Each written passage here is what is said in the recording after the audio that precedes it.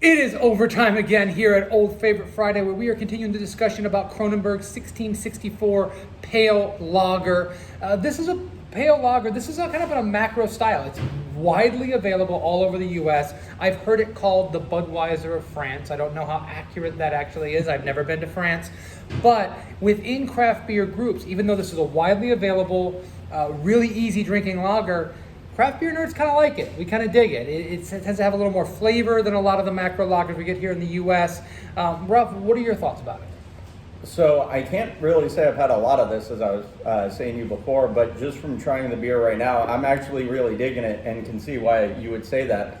Because the one thing I like about it is how clean it is, that it's, I would say, less common because you really get the hops, so it's less common for some of the older European beers to be so clean and have that hop presence so up front. But just from the slight, which you normally associate with American, but almost, it's a noble character, but leaning towards resinous. And the way, as far as the hop character goes. As far as the hop character. And with the background, which I assume is a Pilsner malt base, but just whatever light base they use, the one thing I really like about it, because we use a lot of light bases in our beers, is it's so clean.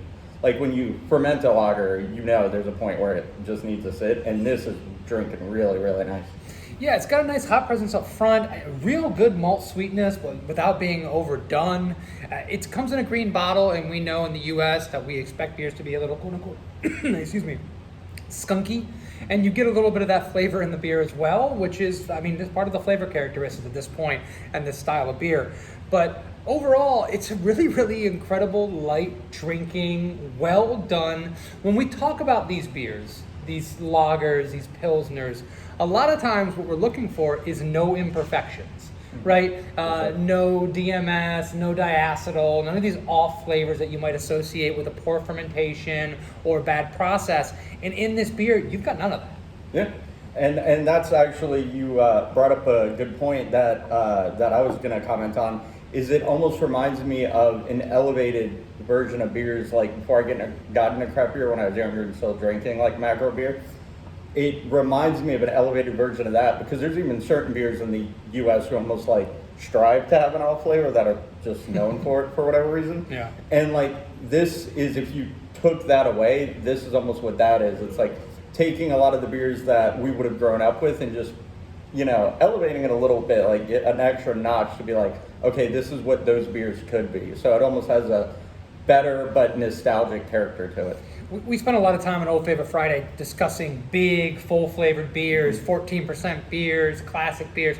This beer is an easy drinking beer. It is, for the lack of a better term, a beer-flavored beer that has done really, really well. And this was another recommendation that someone made for us to try. And it's a beer that I'm well familiar with. I used to work at a craft beer bar that the only kind of macro-style lager we carried at all was Kronenbourg 1664 because it was one of the owner's favorite beers. And I can see why. I went back through and we're looking at Untappd scores and Beer Advocate ratings and seeing a bunch of people going, man, why is this beer rated so poorly? And it's a macro style lager, so a lot of people are like, it tastes like every other beer. But that's not really true. It's more complex, and the people that are really looking for more in this beer are finding really good flavor profiles. It's subtle, it's elegant, but it's really tasty. Yeah, and I would agree 100% with that, because with Untappd, it's very much everything has to smack you in the face, regardless, good, bad, or otherwise.